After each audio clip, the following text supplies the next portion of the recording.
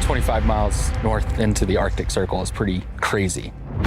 No one around to hear me, except God and the wilderness. I came here with So there's this show that I love called Alone. You've probably seen it scrolling past on Netflix, but if you haven't, the premise is a social experiment disguised as a survival competition. Far across my swamp, I see a bull moose laying down. This is the hunt of my lifetime. Winter is coming. I have to be prepared. They drop 10 people, men and women, into harsh and unforgiving wilderness, miles apart with zero contact and no camera crew. Whoever can thrive the longest, whoever can push through, wins. There's no safety net. The only contact that they have with the outside world is a two-way radio with the show's producers to let them know that they're tapping out. These people have to film their own isolation and their own slow starvation. You stay until your body breaks or your mind snaps, whichever one comes first. The last person left takes $500,000, but the money eventually feels like an abstraction. The show really is just a study in what happens when the floor of civilization is completely removed. And season 11 puts that study in the very northern part of Canada, right on the edge of the Arctic Circle. And we're at the miserable hinge point where the autumn is now dead and winter is just beginning to sharpen its teeth. The trees are skeletons and the wind is a physical weight. And the river is hovering right at 31 degrees, a slushy, indifferent barrier that is just waiting for you to make one mistake. This is where we find a man named Dub. That's his first name. He's 40 days in and he's starving. And he's about to realize that being an expert is only half the battle. He's standing on the bank, the river bank, when he sees it.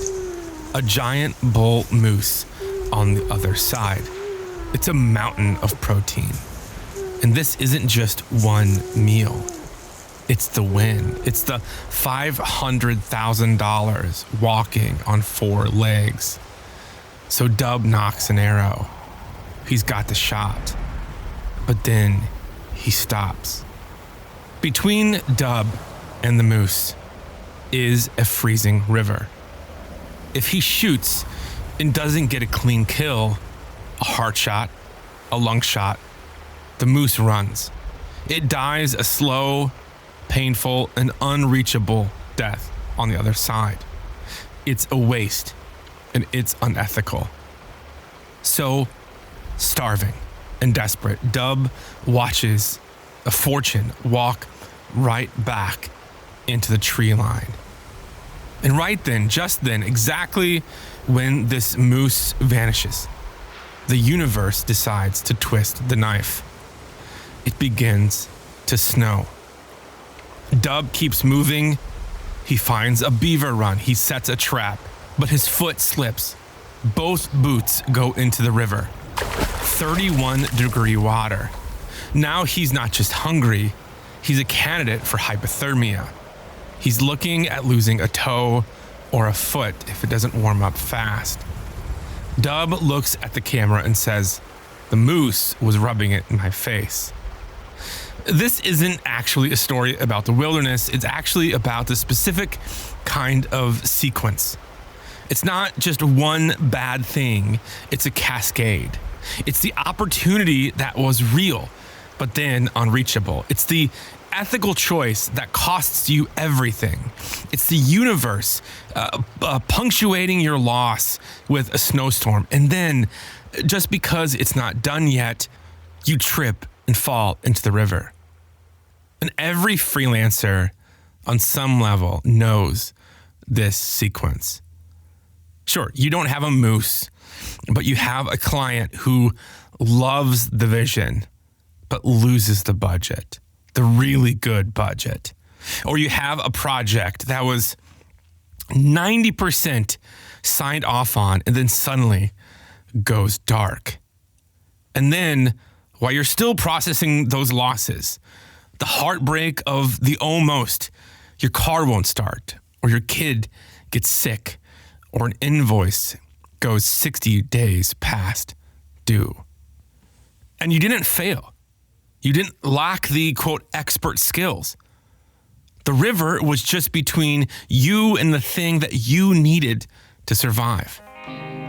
Today, we're talking about what they don't teach you in the early days of years of building something from nothing. It's not about the craft. It's about the invisible forces, the shots that you won't take because you have a soul. The snow that starts exactly when you're down. And that specific loneliness of standing in a storm that nobody else can see. Well, my name is Patrick Four, and this is the Terrible Photographer Podcast, where we have honest conversations about creativity, identity, and discovering your voice. Today is episode 55, friends. We've made it to 55, and I'm calling it Cosmic Cruelty. Today, we're talking about three things. We're going to talk about skills and wilderness and the invisible force that nobody puts in the brochure of freelancing. And to do that, we're going to spend some time in the vast, dangerous Canadian wilderness with a man named Dub and a moose that had absolutely no interest in cooperating. Then we're going to come back to the specific terrain of the early freelance years, the part that has nothing to do with your skills and everything to do with your capacity to keep moving when the math doesn't work and the snow starts falling and your feet are now soaked. Because being excellent at your craft is not a shield against bad luck. This is a conversation about why talented people actually quit and why it's usually because of external forces they were never taught to manage. And despite the name, this isn't just a show for photographers. Whether you're a writer, a designer, a filmmaker, or anyone trying to build something real without a net, you are welcome here. These episodes are in no particular order, jump around, and as always, my email is in the show notes. I read everything.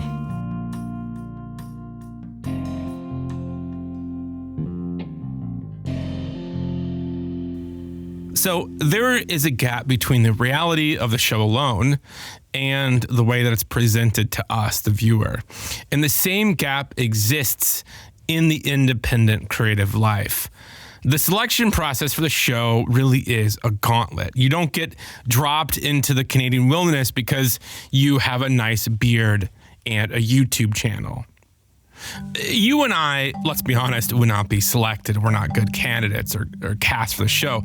We would most likely tap out in a couple days, and that wouldn't be very interesting. Before they even let you touch the dirt in Northern Canada, you have to pass a screening test. You have to submit tapes proving that you can carry 60 pounds of camera gear and still find the light. You have to prove that you can be the protagonist of your own misery. They have to know that you won't die out there, that you won't eat the wrong berry that will kill you, or you won't put an axe through your leg chopping wood, even though that shit can happen too, or actually trap a rabbit using a snare. Some of us don't even know what a snare is.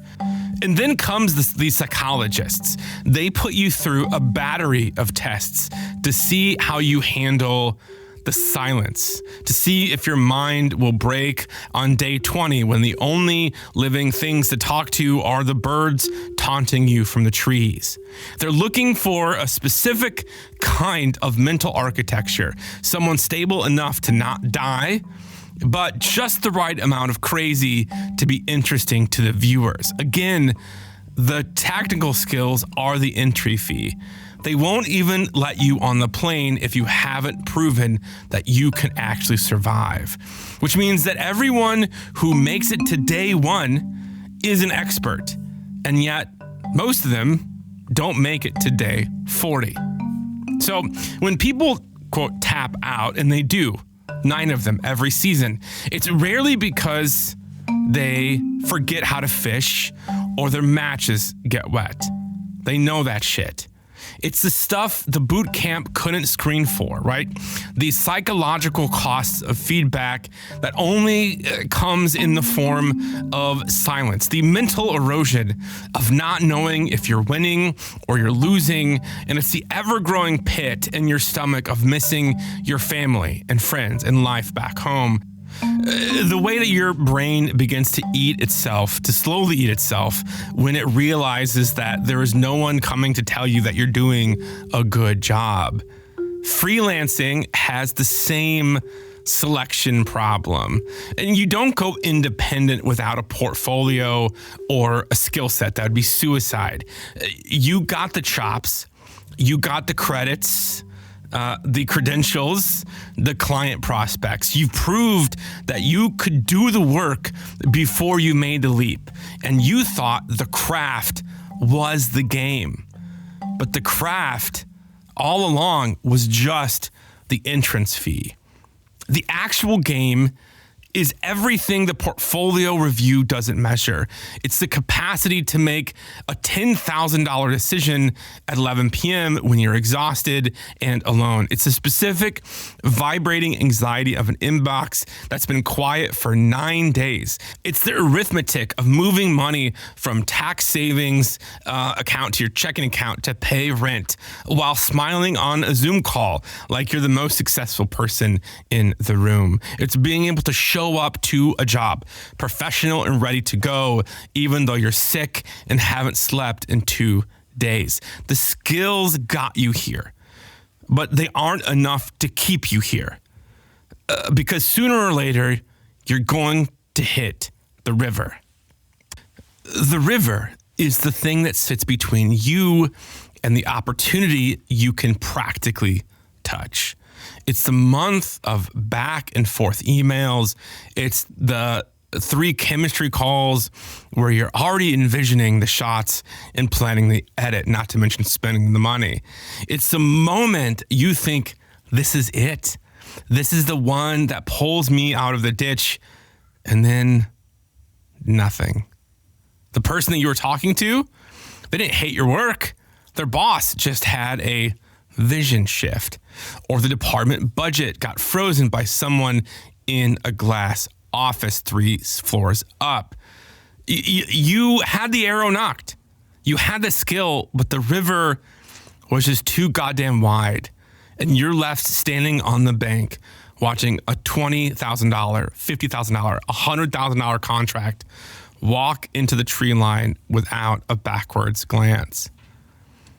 And then there's the weather. The weather is the external force that doesn't give a shit about your year-end goals. It's the economy shifting mid-quarter. It's your car's transmission dropping onto the pavement on the same morning that you have a high-stakes pitch. It's the industry itself changing the rules of the game while you're still playing. You didn't cause the storm.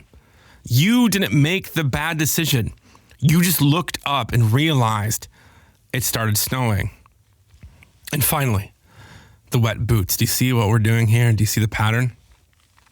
The wet boots can be the psychological ghosting. It's the silence that follows a great meeting. In isolation, one ignored email is a minor annoyance. But when you're already hungry and starving, when the moose just walked away and the weather is closing in, that silence feels like a personal indictment. It's the small and stupid and compounding failure that lands on top of the big ones. It's your boots filling with 31-degree water. Because now you aren't thinking about the big career win anymore. You're just trying to keep your goddamn feet. You're trying to stay in the game. One more day, one more week without tapping out. And I want you to hear this. If you're standing on that bank right now, shivering and staring at a quiet inbox, you didn't fail. You aren't terrible anything. You're just experiencing the indifferent geometry of an independent freelance life. You're just in the woods. It's cold. That's the winter. And there is something specific that happens to the human brain when the wet boots start to compound. When you lose one client, it's kind of a bummer. But it doesn't really matter when you have 3 lined up. But when you lose 3 in a row, all ghosting you for no apparent reason after you did everything right, it stops feeling like math and it starts feeling like punishment. And naturally, you start to look for the why. You look for the sin you committed that brought you to this specific season of bad karma. You wonder if the universe is trying to tell you something, that you're an interloper, that you're not supposed to be here, that you're being punished for the audacity of trying to build something of your own. This is the cruelest part of the cosmic cruelty. It feels fucking personal. It feels like a vendetta. In fact, you would almost prefer it to be punishment because at least a punishment implies that someone is watching. At least a punishment has some sort of logic behind it. The alternative, that the universe is just a vast, indifferent machine that occasionally drops a mountain of snow on you for no reason at all, is a much harder thing to stomach. So when you start seeing patterns in the static, you're experiencing something called apophonia. It's a glitch in our human hardware. It's the tendency to see meaningful connections between unrelated things. It's why we see faces in the clouds or a message in a string of bad luck. And it exists because for about 200,000 years, being paranoid was actually a survival trait. So imagine you're an early human in the tall grass, right? You hear a rustle. Your brain has now 2 choices. You can assume that it's just the wind, that it's a random noise, or you can assume that it's a tiger. That's a pattern. Now, if you assume it's a tiger and you're wrong, you're just a little embarrassed and you're out of breath. But if you assume it's the wind and you're wrong there, you're lunch. And we are all descendants of people who always assumed it was a tiger. We are biologically biased towards the false positive. We would rather see a threat that isn't there than miss the one that is. So when 3 clients in a row go quiet, your tiger circuit begins to light up. Your brain refuses to accept that it's just the wind, that it's random, that 3 separate people in 3 separate companies in 3 separate cities all had 3 separate, boring, internal reasons for ghosting you. That feels too random. That feels unsafe. And so what your brain does is it invents a tiger. It tells you that you are the common denominator, that you're a failure, because failure is a pattern that you can theoretically fix. But on alone, Dub didn't lose the moose because he was a bad person or a terrible survivalist. He didn't have bad karma. He just had a river. And in the freelance life, we spend an incredible amount of energy trying to find the lesson in the disaster. We want to believe that if we just work harder or stay later or get better, that we can earn our way out of bad luck. We try to use productivity as a shield against the randomness of the world, but you can't outwork a snowstorm. And you can't skill your way around a client's budget being frozen 3 states away. Sometimes weird, ugly patterns emerge that make no sense. They feel like a message, but most of the time, they're just the terrain. They're just the weather. And the weather doesn't give a shit about you or your circumstances.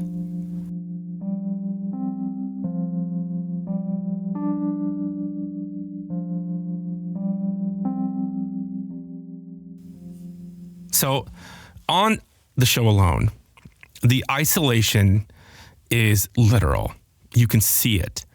When a contestant sits by a fire on day 37 and cries over a Polaroid of their kids, the audience understands. The loneliness is legible. But the loneliness of the independent life, this one is more invisible and I think makes it harder and heavier. Because you aren't alone in the literal sense. You have your people, right? You have your friends who you can grab a beer with, right? You have a family who cares about you and wants you to win. And maybe a community that asks, hey, how's business? And actually waits for your answer. But almost nobody around you can see the interior weather, right? They see you at the Saturday barbecue, but they don't see the arithmetic running in the background of your brain like a noisy, broken refrigerator. Because they don't see the moose that just walked away or the wet boots you currently have on that are freezing your resolve. And describing it to someone, as well-meaning as they are, someone with a salary who's ever only earned a salary and who has a 401k and health insurance that's paid for by their employer, well, it feels like trying to explain a color that they've never seen. There truly is no rest for the weary because for us, freelancers, most of us, there aren't any days off.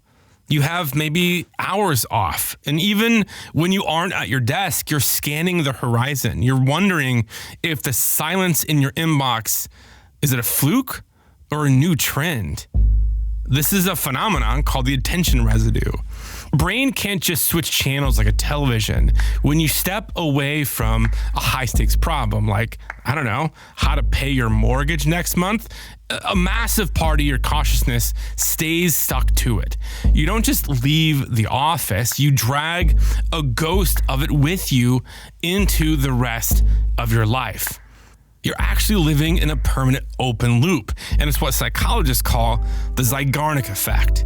So back in the 1920s, this researcher noticed that waiters in restaurants could remember the unpaid bills, the unpaid orders perfectly, right? So if somebody skipped out on their bill, they knew exactly what they ordered. But when somebody paid their bill, right? They just came, they ordered food, they paid for it, and they left. Well, their memory vanished. The brain couldn't let go of an unfinished task, or in this case, the loop was never closed on that bill. But for us, the check, right, of our life of freelancing, it's never fully paid. The bill stays on the table 24 hours a day, 7 days a week.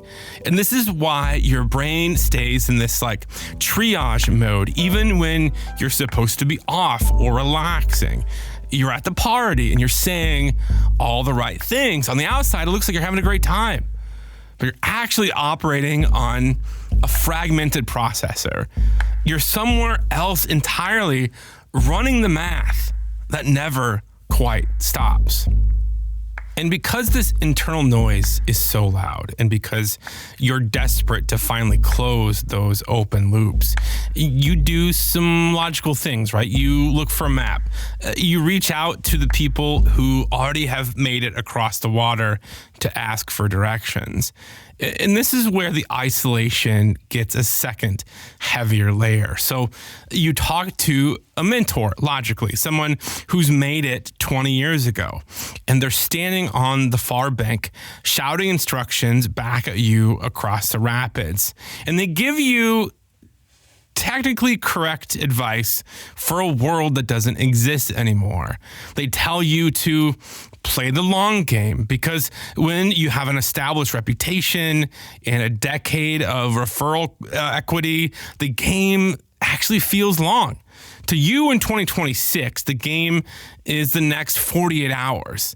They talk to you about brand positioning while you're trying to figure out how to handle a client who just replaced your project lead with an AI prompt engineer. They describe problems that you'd be grateful to have. And they aren't being cruel, I don't think. They just can't see the river between where they are and where you're standing. They're looking at the map of a forest that burned down 5 years ago. And when you talk to the people closest to you, naturally, your family, close friends, they see the tension. They notice when the quiet in the house is the wrong kind of quiet. They want to help, but they can't really. And in that gap between seeing the pain and being powerless to fix it is when frustration builds. And on the show alone, the contestants eventually realize that no one back home will ever truly understand the specific kind of texture of the experience. You can show the footage, but you can't make them feel the specific kind of mental and physical weight of day 41. When the fish aren't biting and a wolverine just stole your last bit of protein. That's the loneliness I'm talking about. It's not the absence of people. We all have people. It's the presence of people who love you but cannot follow you into the room where the hard things live.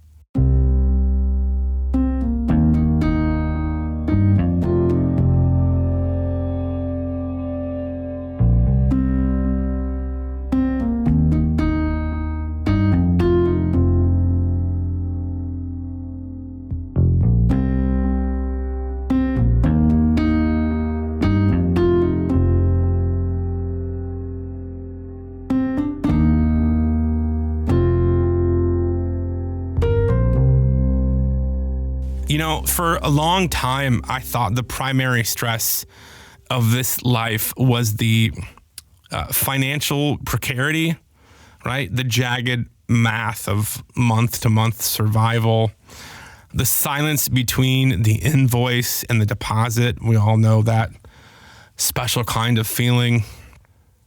No, I think the hard part is the high-stakes triage that you have to perform in total isolation. It's making a pivot or perish decision at 2 a.m. with no one in the trench with you. And it's not because you're in love, they don't care about you, but because the trench, well, it's invisible to everyone else standing in the room. And if you do this kind of work long enough, you develop a very specific and very dangerous skill. You become a professional performer of okayness. You get good at everything's great smile. You master the pivot in a conversation where you're present in body, but your mind is 3 weeks out, staring at a dwindling bank balance. You learn how to absorb the loss of the moose, the sting of the snow, and the squelch of the wet boots. And then you walk into the client meeting looking like $1 million, like life is absolutely great. And hear me, this skill is useful. It's how you actually stay in the game, you know, but it's also quietly, dangerously expensive. Because performing okayness isn't free. It actually has this high interest loan against your soul. And if you're only ever the performer, if there is no one who gets the unedited, unvarnished version of your reality, that tab accumulates into a place you aren't watching. On Alone, the data is startlingly consistent. The contestants who tap out between day 30 and day 45 rarely quit because they're cold or hungry, even though they are. They can handle the cold. They can manage the hunger. They quit because they lose the psychological thread. They hit a Tuesday with no food and no feedback and a phantom pain in their gut, and they realize that they can no longer answer the question, why am I still doing this? It's not that the answer doesn't exist. It's that they've been performing survivalist for the camera for so long, they've forgotten where they put the person who actually wanted to be there. The contestants who last on Alone share this specific trait. And hear me, it's not the best shelter. It's not the most sophisticated trapping system. It's not even the best caloric strategy, though all those things matter. It's that at some point, they stopped trying to win the competition and started trying to not lose today. They narrowed the frame down to what is actually manageable. It's not the whole game. The whole game is unknowable. You can't see the other contestants. You can't control the weather. You can't make the moose cross the river. But today's fire, today's protein, today's camp, the small, completable, survivable version of the larger thing that would otherwise eat them alive. And hear me, that's not a motivational framework. It's not think small to achieve big or any of that bullshit. It's a survival mechanism. The nervous system needs something it can finish, not the arc, because the arc is too long. It's too uncertain to provide any real substance. It's the day, the week, the invoice that clears, the project that delivers, the episode that gets recorded and exists now where it didn't this morning. The freelancers that I've watched last, not the ones who get lucky, because there are those, trust me, but the ones who are genuinely standing 7, 10, 15 years in, almost all describe a version of the same shift. Not the moment that they figured out the business, but the moment that they stopped measuring themselves against the whole game and started to measuring themselves against yesterday. Did I survive yesterday? Yes. Can I survive today? Is there a version of tomorrow that I can get to from here? That's not giving up the bigger thing. It's recognizing that the bigger thing is built entirely out of minutes and then hours and then days. And the days are built out of small, manageable floors.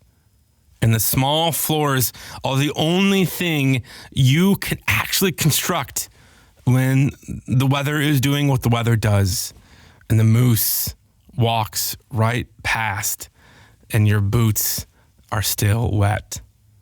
Listen, the invisible forces are real.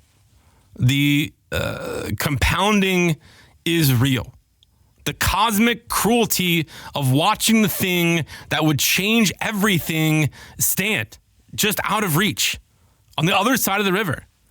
This shit's real and it's not your fault.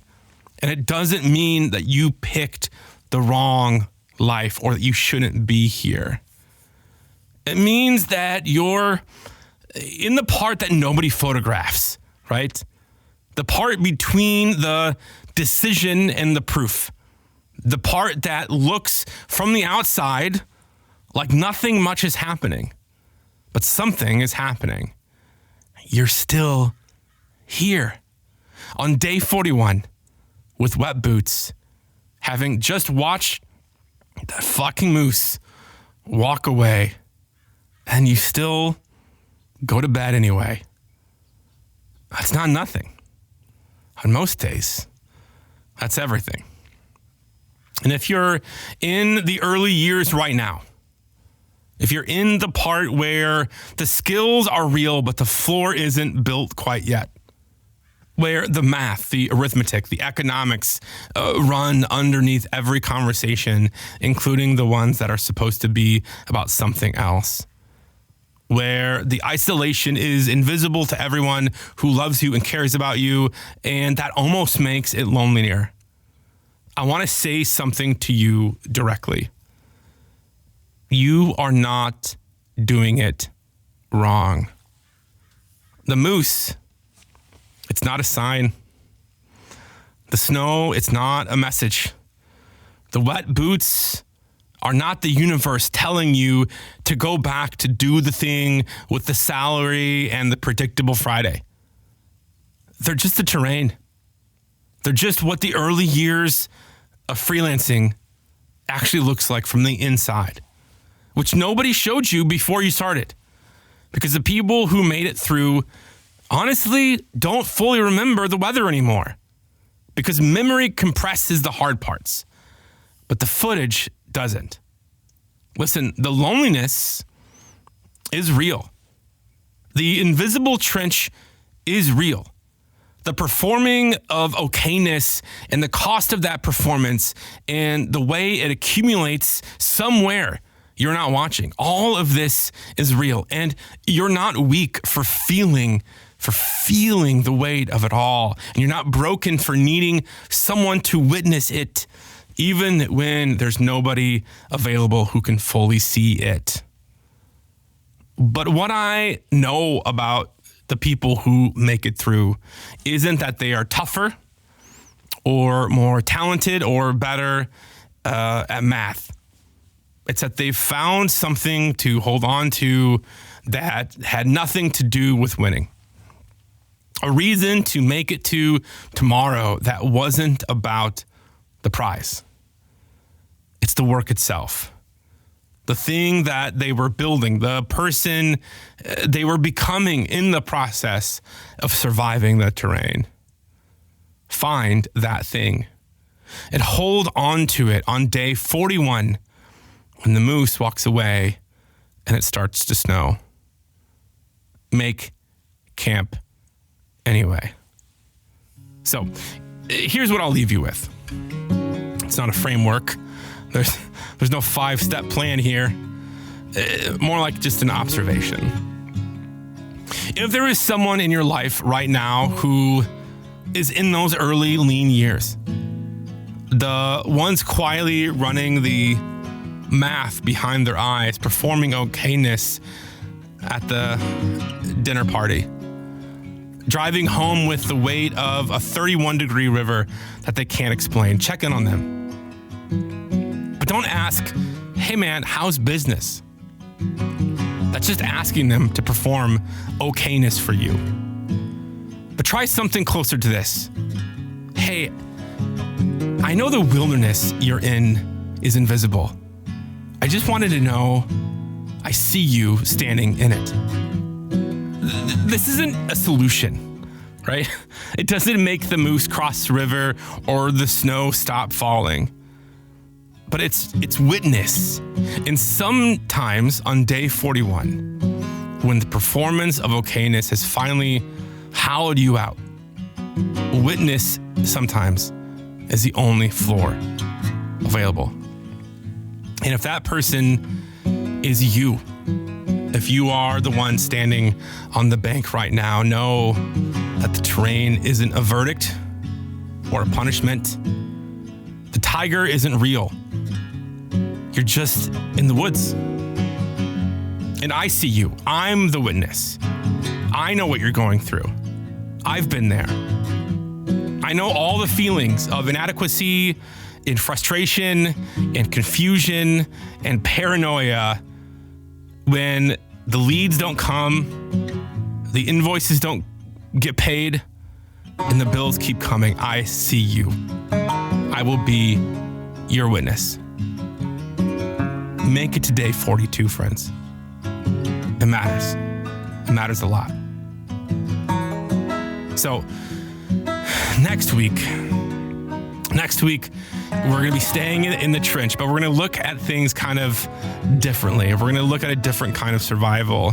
We're actually going to go back. We're going to get in a time machine. We're going to go back to 1839 to an afternoon. A painter saw the very first camera and declared that his entire life, right, his entire career, his entire medium was dead.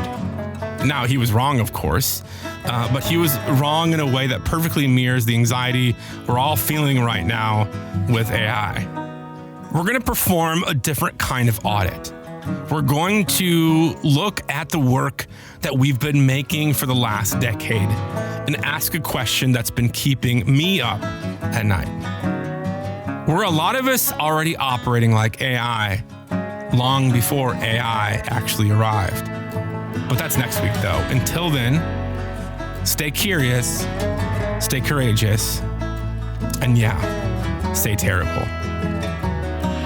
So this podcast was written, produced, and hosted by me, Patrick Fuller. The music you hear, the amazing music you hear, was licensed through Epidemic Sound and Blue Dye Sessions. It was recorded from my garage here in sunny San Diego. If you're thinking about moving to San Diego, it's too late. We're closed. We're full. Learn more about Terrible Photographer by visiting the website, terriblephotographer.com, where you can learn about the book, where you can support the show. We survive on the generous contributions by listeners, subscribers like you. Sign up for our email newsletter. You can do that on the website, terriblephotographer.com. Follow us on Instagram at Terrible Photographer, or me at Patrick Fuller.